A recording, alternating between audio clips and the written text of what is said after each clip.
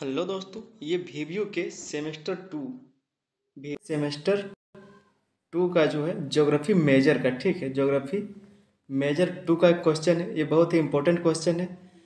आपका जो major 3 paper है वो आपका प्रैक्टिकल होने वाला है, तो आप सिर्फ अब मेजर 2 को ही पढ़ेंगे, ठीक है। तो उसी का एक बहुत ही इंपॉर्टेंट क्वेश्चन ज्योग्राफी से यह है कि भारत में नगरीकरण की समस्याओं का विवरण दीजिए। यह क्वेश्चन पीछे भी सेमेस्टर में पूछा जा चुका है, ठीक है। तो ये आपका एग्जाम की दृष्टि से बहुत ही इंपॉर्टेंट रहने वाला है। तो ध्यान से सुनिए और समझिए, बहुत ही अच्छे से आपको समझ में आएगा, ठीक है।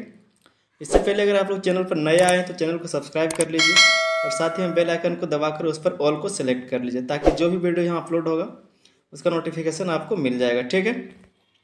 और अगर वीडियो अच्छा लगेगा तो वीडियो को लाइक कीजिए। तो चलिए शुरू करते हैं। सबसे पहले क्वेश्चन को समझते हैं, क्वेश्चन में क्या पूछा जा रहा है। क्वेश्चन के अनुरूप ही आंसर को देना है, ठीक है। और उसी तरह से आंसर को हम लिख के लाएं, आप लोग को सिर्फ सुनना और समझना है।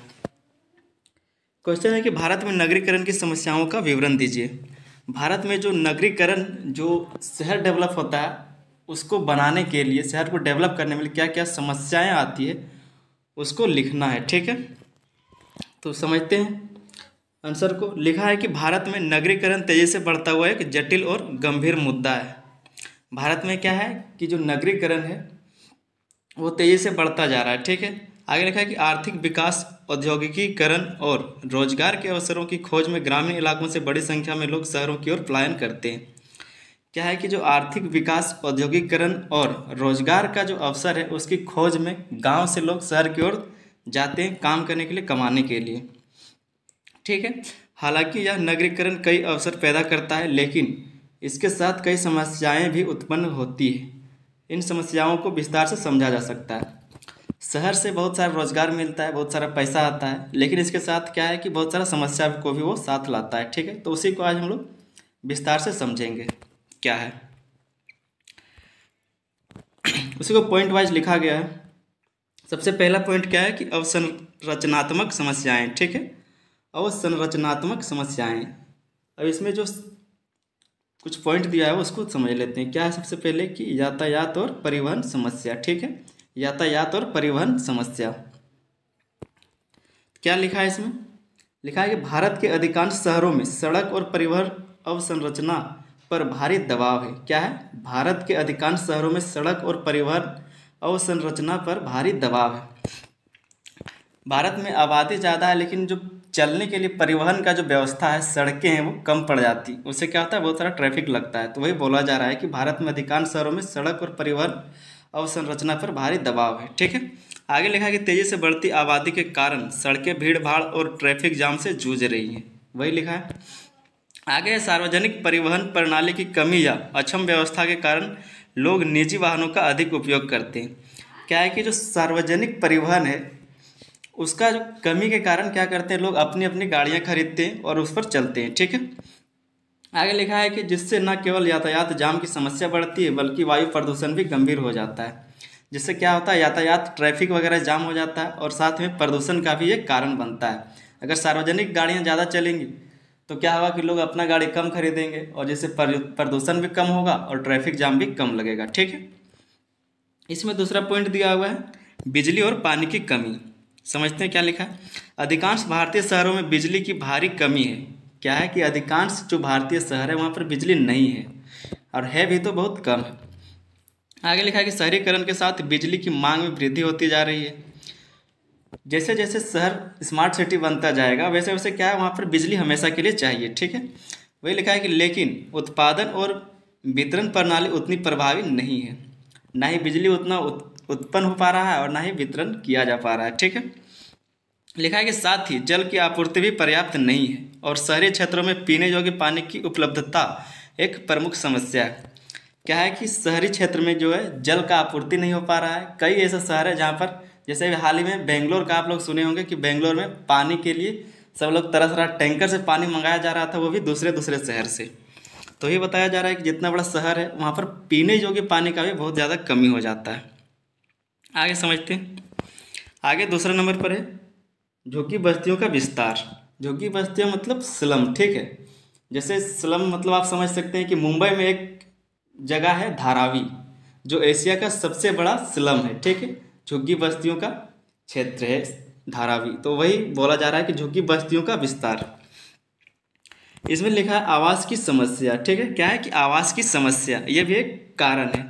लिखा है कि भारत में तेजी से शहरीकरण के परिणाम स्वरूप पर्याप्त और किफ़ायती आवास की कमी हो गई है। भारत में क्या है कि तेजी से जो शहरीकरण हो रहा है उसके परिणाम स्वरूप क्या है कि किफ़ायती आवास का कमी हो गया है। ठीक है, आगे कि इसका परिणाम यह है कि बड़े शहरों में बड़ी संख्या में लोग झुग्गी बस्तियों में रहने के लिए मजबूर हो गए। क्या है कि जब अच्छा मकान नहीं मिलेगा तो क्या करते हैं लोग, छोटा छोटा झोपड़पट्टी में रहते हैं, झोपड़पट्टी बना के उसी में रहते हैं। ठीक है, तो ये एक मुसीबत बन गया है। आगे लिखा है कि इन झुग्गियों में बुनियादी सुविधाओं का अभाव होता है, जैसे कि साफ पानी, शौचालय, बिजली और स्वास्थ्य सेवाएं। जहाँ पर लोग अच्छे मकान में रह नहीं पा रहे वहाँ पर क्या होता है कि वहाँ पर जो पानी होता है, जो गंदगी होता है, वो बाहर निकलने के लिए भी जगह नहीं होता है, शौचालय के लिए भी जगह नहीं होता है, साथ ही वहाँ पर बिजली का आपूर्ति और स्वास्थ्य का आपूर्ति जो है नहीं हो पाता है। तो ये भी एक बहुत बड़ा समस्या है। ठीक है, फिर आगे लिखा है स्वच्छता और स्वास्थ्य समस्याएं। इसी में दूसरा पॉइंट दिया हुआ है स्वच्छता और स्वास्थ्य समस्याएं। लिखा है कि झुग्गी बस्तियों में रहने वाले लोग अत्यधिक अस्वस्थकर परिस्थितियों का सामना करते हैं। क्या है कि झुग्गी बस्ती में जो रहने वाले लोग हैं वो अस्वस्थकर मतलब जो स्वस्थ नहीं रहते हैं लोग, उनसे क्या होता है, उन परिस्थितियों का सामना वो लोग ज़्यादा करते हैं। आगे लिखा है कि जल जनित बीमारियां जैसे डेंगू, मलेरिया और टाइफाइड आमतौर पर ऐसे क्षेत्रों में फैलती हैं जहाँ पे गंदगी रहेगा वहीं पर डेंगू, मलेरिया और टाइफाइड जैसी बीमारियां ज़्यादा होती हैं। आगे लिखा है कि साफ सफाई की सुविधाओं की कमी और जल निकासी के अभाव में ये समस्याएं और गंभीर हो जाती है। झुग्गी बस्तियों में क्या होता है कि साफ सफाई बहुत कम होता है, इससे क्या होता है कि जो जल निकासी का है जगह वो होता नहीं है, तो इससे और समस्या बढ़ते जाता है। आगे तीसरा पॉइंट लिखा है पर्यावरणीय समस्याएं। ठीक है, नगरीकरण में क्या है कि पर्यावरणीय समस्याएं। इसी में पॉइंट लिखा हुआ वायु और जल प्रदूषण। ठीक है, समझते हैं। औद्योगिकरण और वाहनों की संख्या में वृद्धि के कारण शहरी क्षेत्रों में वायु प्रदूषण अत्यधिक बढ़ गया है। क्या है कि औद्योगिकरण और वाहनों की संख्या में वृद्धि के कारण शहरी क्षेत्रों में वायु प्रदूषण अत्यधिक बढ़ गया। जो औद्योगिक चीज़ है जैसे फैक्ट्री वगैरह है और उसके बाद जो अपनी पर्सनल गाड़ियां हैं, उससे क्या होता है, उसके विस्तार से शहरों में प्रदूषण बढ़ता जा रहा है। वही बोला गया है कि फिर है कि दिल्ली, मुंबई और कलकत्ता जैसे बड़े शहरों में वायु की गुणवत्ता गंभीर स्थिति में पहुंच चुकी है। जो बड़े बड़े शहर हैं, दिल्ली, मुंबई, कलकत्ता, चेन्नई, बेंगलोर, ये सब जो कुछ बड़े बड़े शहर हैं, वहाँ पर क्या है कि वायु की गुणवत्ता गंभीर स्थिति में पहुंच गया है। ठीक है, दिल्ली का तो आप स्थिति जानते हैं कि वहाँ पर सांस लेना भी दुश्वार हो चुका है। ठंडी के दिन में तो वहाँ पर इतना पॉल्यूशन हो जाता है। उसके बाद आगे लिखा है कि इसके साथ ही अपशिष्ट जल का नदियों और तालाबों में बेतरकीब ढंग से प्रवाह की जल प्रदूषण का कारण बनता है। फिर जो फैक्ट्री से अपशिष्ट निकलता है या फिर गंदगी जो नालियों से निकलता है, नदियों और तालाबों में क्या होता है कि एक बेहतर तरकीब के द्वारा ना करके जैसे तैसे उसे बहा दिया जाता है, जिससे जल प्रदूषण का एक कारण बनता है। फिर इसी में है कचरा प्रबंधन। ठीक है, इसमें अगला पॉइंट कचरा प्रबंधन। लिखा है कि कूड़े कचड़े के निपटान की समस्याएं शहरी क्षेत्रों में लगातार बढ़ रही है। अधिकांश शहरों में कचरा प्रबंधन प्रणाली प्रभावी नहीं है। इसके परिणाम स्वरूप सड़कों और जल निकासी प्रणालियों में कचरा भर जाता है, जो बाद में अन्य स्वास्थ्य समस्याओं का कारण बनता है। क्या है कि बहुत सारे शहर ऐसे हैं जहाँ पर कचरा जो निकालने का सही से व्यवस्था नहीं किया गया, तो जिससे वो जम जाता है और साथ ही उससे क्या होता है कि बीमारी फैलता है और ज़्यादा फैलते जाता है। आगे चौथा पॉइंट लिखा है रोजगार और आर्थिक समानता। चौथा पॉइंट क्या है, रोजगार और आर्थिक समानता। इसी में पहला पॉइंट दिया है कि बेरोजगारी। लिखा है कि नगरीकरण के साथ शहरी क्षेत्रों में रोजगार के अवसर बढ़ने चाहिए, लेकिन यह सही ढंग से नहीं हो पाता है। बड़े शहरों में बहुत से लोग रोजगार की तलाश में आते हैं, लेकिन हर किसी को रोजगार नहीं मिल पाता। इससे शहरी क्षेत्रों में बेरोजगारी और असमानता बढ़ी।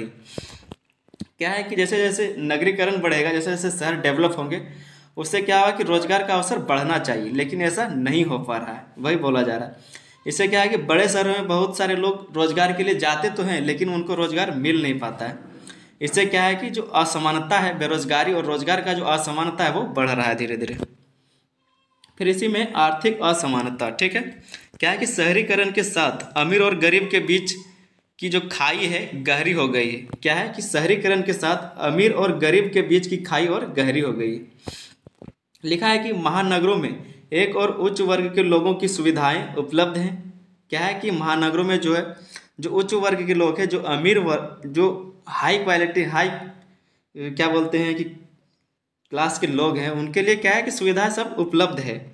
वहीं दूसरी ओर निम्न वर्ग के जो लोग हैं उन्हें बुनियादी सुविधाओं से भी वंचित रखते हैं। क्या है कि जो लोग के क्लास के लोग हैं उनसे क्या है कि मतलब जो बुनियादी सुविधा होते हैं जैसे सड़क, पानी, बिजली, ये सब जो बुनियादी सुविधाएं हैं उनसे भी वंचित रखा जाता है। ठीक है, वो रह जाते हैं। इसी में आगे कि यह आर्थिक असमानता सामाजिक तनाव का कारण बनती है और अपराध को भी बढ़ावा देती है। जिससे क्या होता है कि लोग पैसे नहीं कमा पाते, आर्थिक तंगी होती है, आर्थिक असमानता होता है, सामाजिक तनाव होता है और जिसके कारण क्या होता है, अपराध का जन्म होता है। ठीक है, लोग अपराध करने पर उतरते हैं। आगे समझते हैं। 5वां नंबर पॉइंट है सामाजिक और सांस्कृतिक समस्याएं। ठीक है, इसमें दिया हुआ है सामाजिक असमानता और अपराध। लिखा है कि नगरीकरण के कारण शहरों में अलग आर्थिक पृष्ठभूमि के लोगों का एक साथ रहना होता है। क्या लिखा है कि नगरीकरण के कारण शहरों में अलग अलग आर्थिक पृष्ठभूमि के लोगों को एक साथ रहना होता है। अलग अलग लोगों को एक साथ रहना होता है जिससे सामाजिक असमानता और आपसी संघर्ष बढ़ता है। जो अलग अलग लोग हैं उनको एक साथ रहने में काफ़ी संघर्ष करना पड़ता है। कोई अलग जाति धर्म अलग सोच का लोग होता है तो साथ में रहने में एक संघर्ष बनता है शुरुआती में। उसके बाद लिखा है गरीबी, बेरोजगारी और असमानता कारण अपराध दर में वृद्धि होती है। क्या है कि गरीबी, बेरोजगारी और जो असमानता होता है उसके कारण अपराध दर में वृद्धि होती है। खासकर चोरी, डकैती और हिंसा जैसे अपराधों में शहरी क्षेत्रों में तेजी से बढ़ोतरी देखी जाती है।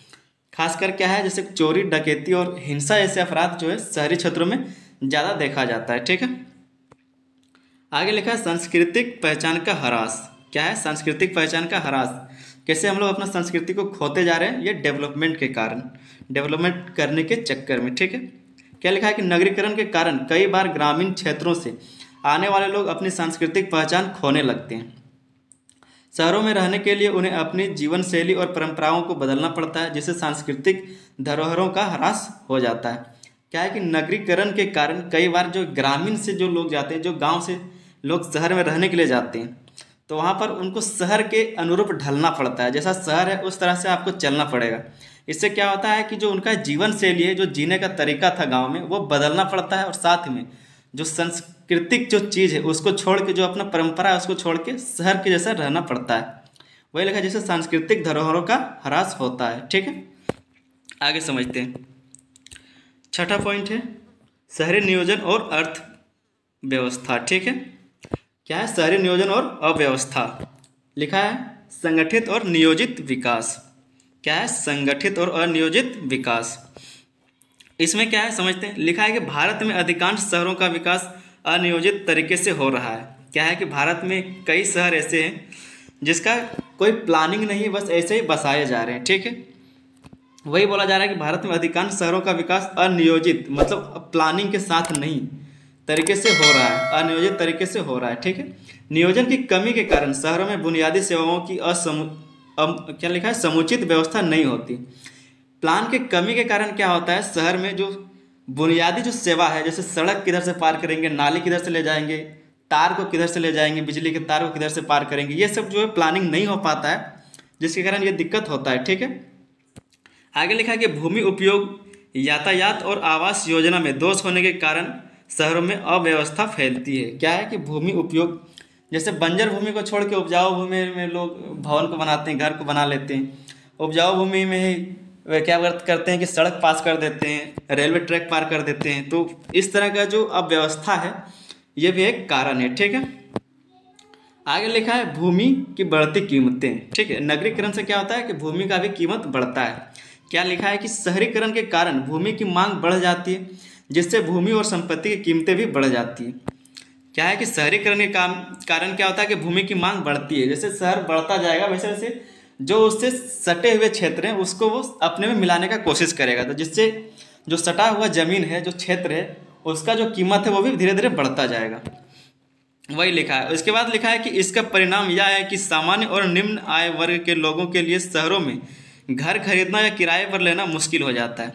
इससे क्या होता है कि जो जो गरीब लोग हैं, जो निम्न क्लास के लोग हैं, जो निम्न आय वर्ग के लोग हैं, उनके लिए शहर में घर लेना या फिर किराए पर मकान लेना, दोनों तरह की चीज़ों का मुश्किल हो जाता है। ठीक है, वही लिखा है।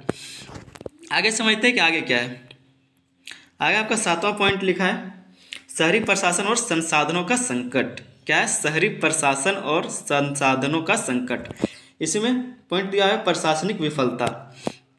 कैसे प्रशासनिक विफलता होती है शहरों में डेवलपमेंट में, उसको समझते हैं। लिखा है कि अधिकांश भारतीय शहरों में शहरी प्रशासन की क्षमता सीमित है।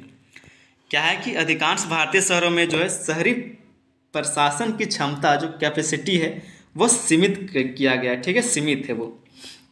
आगे लिखा है कि शहरी प्रशासनिक ढांचे में भ्रष्टाचार, योजनाओं का कमजोर कार्यान्वयन और संसाधनों की कमी जैसे मुद्दे शहरी विकास में बाधा उत्पन्न करते हैं। क्या है कि जो शहरी प्रशासनिक ढांचा है उसमें भ्रष्टाचार, योजनाओं का कमजोर कार्यान्वयन और संसाधनों की कमी जैसे मुद्दे शहरी विकास में बाधा उत्पन्न करते हैं। ये जो भ्रष्टाचार है, कमजोर जो कार्यक्रम है वो सब, और जो संसाधन का कमी है, ये सब जो मुद्दा है, ये शहरी विकास में क्या है, बाधा उत्पन्न करता है। ठीक है, इसमें अगला पॉइंट है संसाधनों की असमानता। संसाधन को कैसे असमानता में बांटा गया उसको समझते हैं। लिखा है कि नगरीकरण के साथ संसाधनों का वितरण असमान होता जा रहा है। ठीक है, क्या है कि नगरीकरण के साथ संसाधनों का वितरण असमान होता जा रहा है। अमीर वर्ग के पास अधिक संसाधन होते हैं, जबकि गरीब वर्ग बुनियादी जरूरतों के लिए भी संघर्ष करता है। संसाधन की कमी कैसे, जो अमीर लोग हैं उनके पास किसी भी परिस्थिति में संसाधन उपलब्ध होता ही है, लेकिन जो गरीब लोग हैं उनके पास जो बुनियादी ज़रूरत है वो भी चीज़ नहीं हो पाता है। खाना पीना, कपड़ा लत्ता, सड़क, बिजली, पानी, ये सब कुछ भी नहीं। ठीक है, इसके बाद लिखा है कि इस असमानता के कारण सामाजिक असंतोष और विवाद भी उत्पन्न होते हैं। इससे क्या होता है कि जो सामाजिक असंतोष है और उसमें विवाद भी उत्पन्न हो जाता है। ठीक है, कई तरह के दंगे, लड़ाई झगड़े वे सब होता है। तो ये आपका 7वां कारण था। आगे समझते हैं। आगे जो है आपका निष्कर्ष लिखा हुआ है। ये जो क्वेश्चन है ये आपका ज्योग्राफी का है, सेमेस्टर 2 वालों का। ठीक है, सेमेस्टर 2 VBU ज्योग्राफी सेमेस्टर 2, ये जिनका सेशन 23 से 27 है उनके लिए। ठीक है, आप लोग देखिए क्वेश्चन को, एक बार नहीं 2 बार देखिए। अगर एग्जाम में बढ़िया नंबर लाना है तो वैसे तो एक बार में ही आपको समझ में आ जाएगा। बहुत ही बेहतर तरीके से बताया गया है, और कैसे आपको आंसर को लिखना है उस तरह का डिजाइन करके पहले से ही लिखा गया है। ठीक है, आपको बस देख के सुनना समझना है और बस इसी तरह का लिख देना है। ठीक है, और अगर आप लोग चैनल पर नए आए, चैनल को नए देख रहे हैं, तो तुरंत सब्सक्राइब कर लीजिए। आपको इस चैनल से बहुत ही बेहतर तरीके से तैयारी कराया जाएगा। ठीक है, साथ ही में सेमेस्टर 4 का जो जिनका सेशन 22 से 26 है उनके लिए भी सारा क्वेश्चन आंसर चैनल पर डाला गया है। अगर आप लोग सेमेस्टर 4 वाले देख रहे हैं तो जाकर चैनल को विजिट करिए, आपको बहुत ही अच्छे से समझ में आएगा। ठीक है, और वीडियो को लाइक कीजिए, चैनल को सब्सक्राइब कर लीजिए, आप ही के लिए बहुत ही बेहतर रहेगा तैयारी के लिए। समझते हैं निष्कर्ष को। निष्कर्ष को समझ लेते हैं क्या बोल रहा है। ठीक है,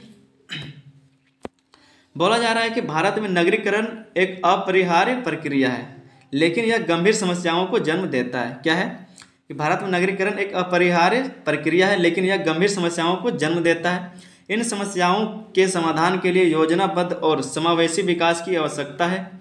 सरकार को अवसंरचनात्मक सुधार, किफ़ायती आवास योजनाओं, सार्वजनिक सेवाओं की गुणवत्ता में सुधार और पर्यावरणीय संरक्षण के लिए ठोस कदम उठाने होंगे। यदि नगरीकरण को सही दिशा में नियोजित किया जाए तो यह भारत के आर्थिक विकास और सामाजिक समृद्धि के लिए महत्वपूर्ण साबित हो सकता है। ठीक है, तो ये जो आपका निष्कर्ष दिया हुआ है। ठीक है, निष्कर्ष आपको सेम यही लिख देना है जैसा कि यहाँ पर लिखा हुआ है। आप सारे पॉइंट अगर सब कुछ आप याद नहीं रख सकते, जो भी हेडलाइन लिखा हुआ था 7, वो सारे हेडलाइंस और उसके नीचे जो पॉइंट लिखे थे उन सब पॉइंट को सिर्फ याद रखिएगा और बाकी जो है आप खुद से बना के लिख लीजिए। ठीक है, और निष्कर्ष जो है आप सेम यही लिख दीजिएगा, आपका बहुत ही अच्छा नंबर सेमेस्टर में आएगा। ठीक है, तो मिलते हैं अगले वीडियो में, तब तक के लिए धन्यवाद। जय हिंद।